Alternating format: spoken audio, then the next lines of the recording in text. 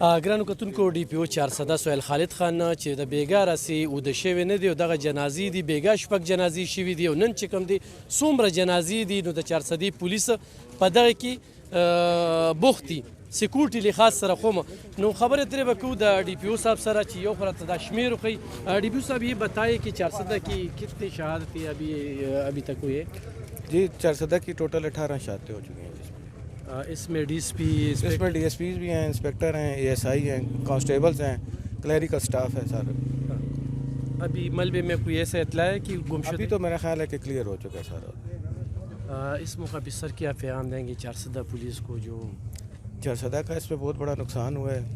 18 شہادتیں جو ہیں ایک بہت بڑی تعداد ہے، مگر یہ ہے کہ 400 پولیس جو ہے وہ انہی کے نقش قدم پہ کام کرتے ہوئے انشاءاللہ تعالیٰ اپنے مورال کو ہائی رکھیں گے اور ملک کے لیے آئندہ بھی قربانی کی ضرورت پڑی تو دیں گے۔ ان والدین کو جس سے بھی ہم ملے ہیں اور سب کا یہی عزم ہے کہ ہم اور قربانی کے لیے بھی تیار ہیں، لیکن آپ ان کو کیا میسیج دیں؟ میرا ان کے لیے میسیج ہے کہ ان کے بچوں نے، ان کے بھائیوں نے ملک کے لیے بہت بڑی قربانی دی ہے، خدا ان کی قربانی کو قبول کرے اور خدا ان کے درجات بلند کرے اور ان کو صبر جمیل عطا فرمائے۔ شکریہ۔ تھینک یو سر۔ دی وخت کې جی زمونږ پخوانی پی خالد خان خو موجود دی او د خالد خان سره به سو خبره ترې چې کم دی نو هم په دغه باندې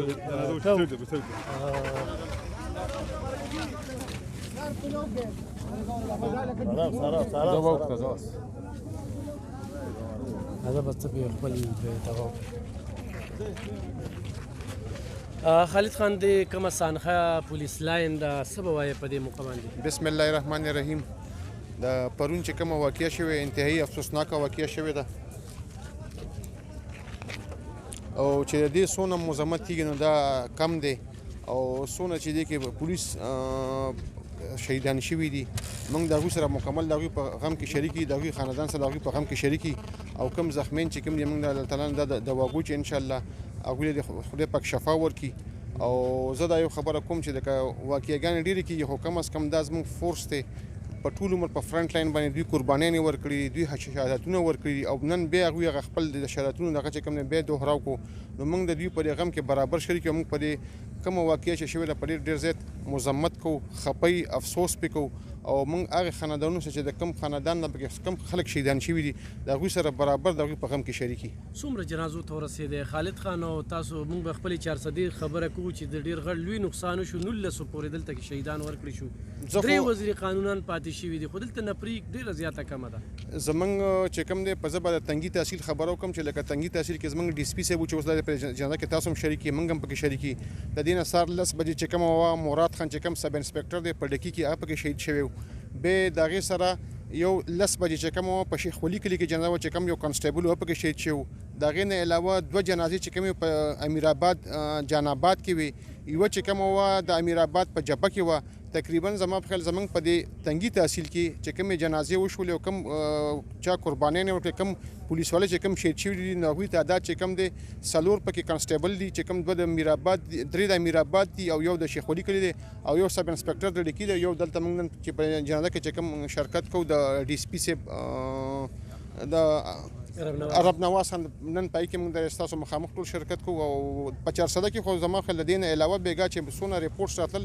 او ما خیال 11 کسونه جنازې شوي وي خو ټوټل سټرنث چې کم دی زما خیال په 400 کې د هغې د مړو د شهیدانو ډېر زیات دی د نور ډسټرکو په نسبت باندې. خالد خان دلته کې زه دا خبره کوم چې 3 وزیر قانون زموږ د 400 نه پاتې شو، دلته نفري کمه ده، مستقبل کې هم دې دپاره څه سوچ دی او آیا دا مسله تاسو ته مخې ته راغلې ده؟ دا دې کې بالکل څه شک نشته چې کم از کم پولیس فورس چې کم دی هغه دلته کم دی ځکه چې زموږ سټرنث چې کم دی دا تقریبا هغه وخت نه چې کله دا ډسټرکټ جوړ شوی دی 2022 سټرنث چې کم دی دا به انکریز شوی دی، نه دې له سپیشل کوټه ورکړی شوی ده، نه دلته د پولیس نور سټرنث سیوا شوی دی او آبادي چې کم ده د هغې سره سیوا کېږي، کرایم سیوا کېږي، نورې مسلې سیوا کېږي. دا یقیني خبره ده چې دا په دې ضلع کې د پولیس سټرنث چې کم دی دا ډېر زیات کم دی او انشاءالله د امید هم ساتو چې دا ستاسو چې کومه خبره ده اوس خو هغه ټیم تیر شوی دی خو الله تعالی دې بیا داسې یو وخت راولي چې انشاءالله موږ په دې فورم باندې یا ستاسو د کوم د عوامو چې کوم یو رایه ده یا سوچ دی چې د پولیس سټرنث سیوا شي چې د هغې دپاره یو خبره اواز اوچت کړو موږ د دې خپل ضلعې دپاره د سټرنث چې کوم دا انکریز کړو. خالد خان د پولیس چې دی هغه دهشتګرد د کوم دهشتګرد چې کوم ترهګر چې دي د هغوی په نشانه باندې دي څه وجه کېدی شي؟ نو پولیس خو ټول عمر چې کوم دی په فرنٹ لاین باندې لکه د زمونږ دفاع کړې ده چې کله حالات خراب شوي نو پولیس هلته هغه موقع ته رسېدلی دی. بیا دې سره سره چې کوم دی د سی ټي ډي چې کوم زمونږ د پولیس یو ډپارټمنټ دی هغه په دې شیانو کې چې کوم دی هغه لګیا دی کم از کم چې که دهشتګردي که داسې نور څه واقع وشي نو هغه پکې خپل افیشنسي ښیي خپل ایفرټس پکې ښیي او پولیس چې کوم دی د هغه تا ته په هر ځای کې میلاویږي. زما په خیال پولیس به موږ هغوی ته یو صاف ټارګټ دی ځکه چې هغه زموږ د امن و امان لپاره زموږ د تحفظ لپاره په موبایل کې هم ګرځي د شپې هم ګرځي د ورځې هم ګرځي په کوڅو کې هم ولاړ په هر ځای کې ولاړ نو په دې وجه پولیس چې کوم دی هغوی ته یو صاف ټارګټ ښکاري نو په دې وجه پولیس چې کوم دی هغوی قربانیان هم ډېرې ورکړلې او الله تعالی دې ولله هغوی له دا شهادتونه چې کوم دی د نصیب کړي او د هغوی خاندانونه چې کوم دی صبر و جمیل ورکړي هغوی له خدای پاک نور خیر ورکړي. که موږ وزیر داخله چې دی نو دې وخت کې لکه هغه کارکردګي چې دی نو هغه په نشت برابر باندې ده پښتانه چې دی نو هغه مړه کېږي مو هغوی سره د یتیم کېږي او څه ګڼئ چې ټول قوم له دې وخت کې څه کول پکار دي؟ زه خو دا یو خبره کوم که تاسو چې کوم د انټیریر منسټر خبره کوئ انټیریر منسټر د خو نن سبا که تاسو دا میډیا کولو که نو دا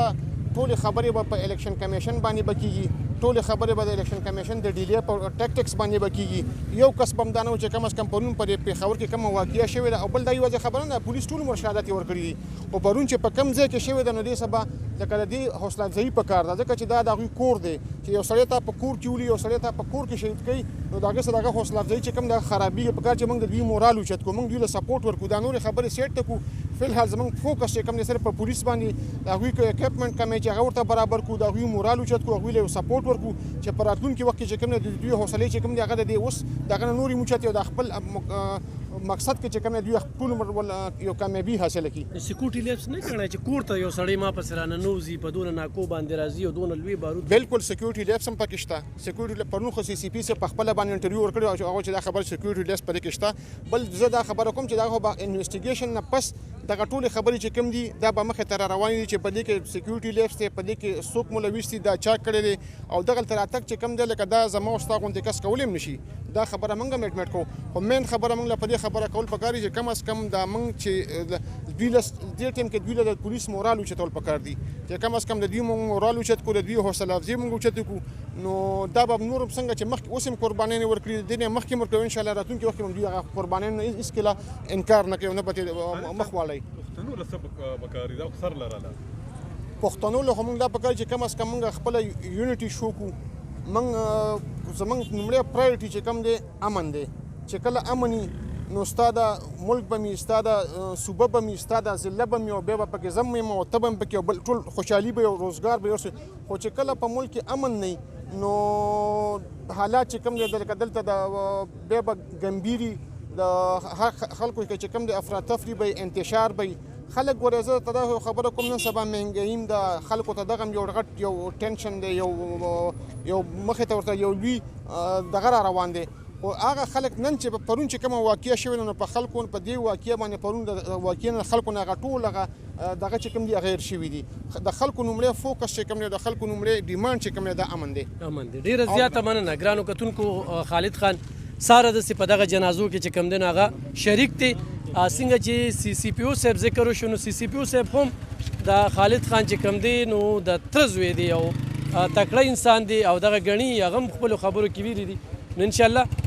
مخکې به خبره ترې کوو دغه قبر طرف ته به ځو.